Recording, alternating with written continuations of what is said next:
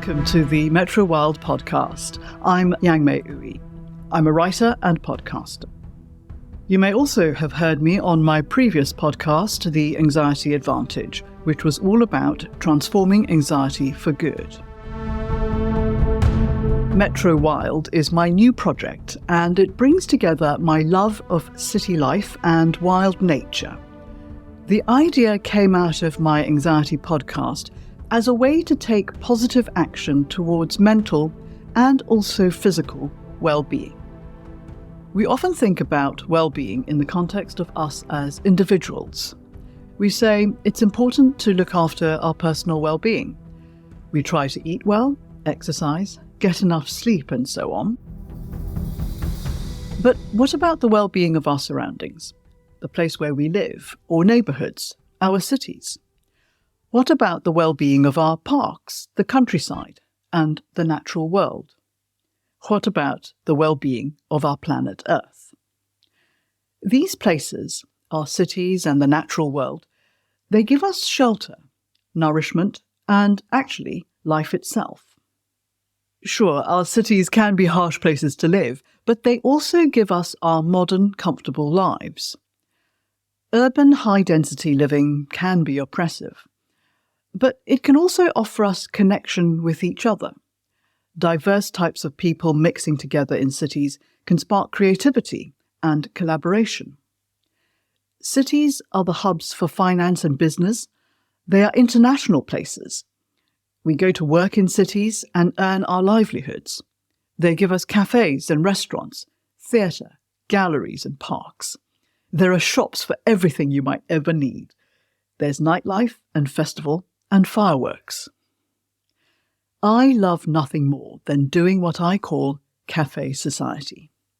Sitting at a cafe, perhaps with a friend or on my own, having a coffee and a pastry, watching and absorbing the buzzing city life all around me. And just in that moment, everything about the city is captured. Coffee was one of the first commodities traded in London. It originated in Ethiopia and now is grown in Asia, Africa, and South America. The flat white coffee, which is my favourite, was invented either in Australia or New Zealand. The café itself is a hallmark of French street life, now copied all over the world. Pastries could be French or Viennese in origin. Trade and commerce and the movement of ideas and innovation live in all these facts. The buzzing street life all around me in that cafe would be filled with people from all over the world, either working in or visiting London, doing all manner of diverse jobs that keep our world going round. Yes, there's crime and overcrowding and pollution in cities, but these things have probably been part of life since humans first came together to live in settlements. There are records of robbery, rape, and murder in ancient Egypt. Drinking and revelry were common in ancient Rome. The street names of medieval London tell us about filth and squalor. Pudding Lane, for example, is named not for lovely cakes that may have lined that street, but other steaming lumps of smelly stuff that came out of humans happily squatting along that road. We can forget that we humans are also animals. We have a wild nature within us.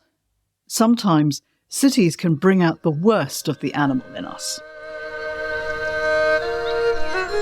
But as animals who are part of the natural world, we need nature for our mental and physical well-being. Whenever I'm surrounded by nature, walking in the countryside or along the river here in Oxford, I feel calmer and more joyful. There's plenty of research backing this up. Studies even show that a view of nature can help hospital patients heal faster. And some hospitals are now refurbishing their wards to offer green vistas and surroundings to their patients. And actually, we need nature for everything. Food and water, of course, but our clothes as well. Cotton is a natural fibre, for example, but even synthetic materials like polyester derive from a natural resource, petroleum. We also need nature for the building blocks of our cities. Sand, for example, is the main part of making concrete and glass. Batteries and the components of our machines and tech all begin life at some point as an ingredient that comes from nature, such as lithium, iron, and silicon. So, what is MetroWild? Ultimately, it's a love story. MetroWild tells the story of my love of cities and all they have to offer, their dynamic energy, their creativity and bustle, and their allure. But, as you know, all relationships are complex. So this love story also includes the difficult parts about city living: loneliness, stress, pollution, and more. MetroWild is also about my love affair with wild nature. It's about how my childhood in Malaysia shaped my love of tropical landscapes. It's about my love of the British countryside after decades living in this colder climate. And it's about my urban dwellers' complicated relationship with the natural world. MetroWild is partly my personal story, but my hope is that this serves simply as a jumping-off point for all of us, to think about what cities and nature mean to us in each of our distinct and individual lives. I do not claim to be an expert on either cities or nature, and in that regard, I hope to bring on board the voices of actual experts who will share their knowledge with all of us.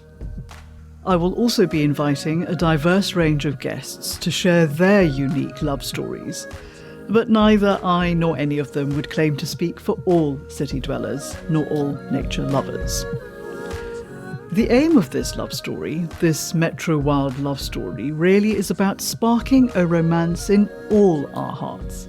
A romance for the city wherever we may be living, and a romance for whatever wild nature may be around each of us. So I hope you will join me in falling in love with the city where you live and the wild nature that may be surrounding you. Coming up in the MetroWild podcast, my first guest will be nature writer and hedgehog lover Hugh Warwick, otherwise known as Hedgehog Hugh. That's coming soon. This MetroWild podcast is part of the larger MetroWild online project. You will find the magazine-style blog at metrowild.co.uk, where there are a range of articles exploring our relationship with city life and wild nature. There's a series of essays about fireflies, for example. I write about their magical beauty and how fireflies have declined over the decades, and also what we can do to nurture the continued existence of these beautiful creatures.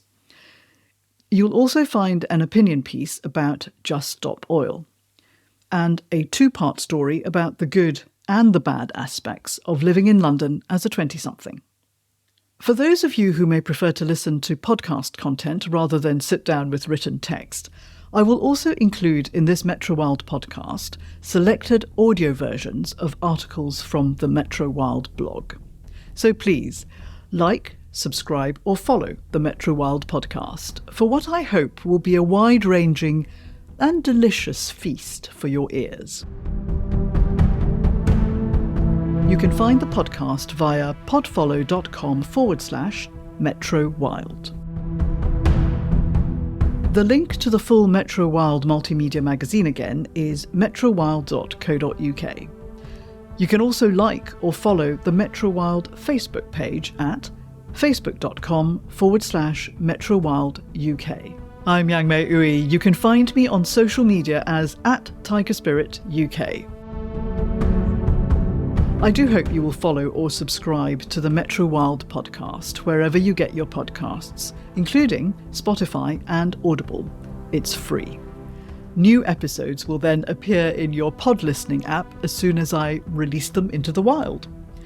The podfollow link again for this podcast is podfollow.com/MetroWild. Thank you for listening and see you again soon.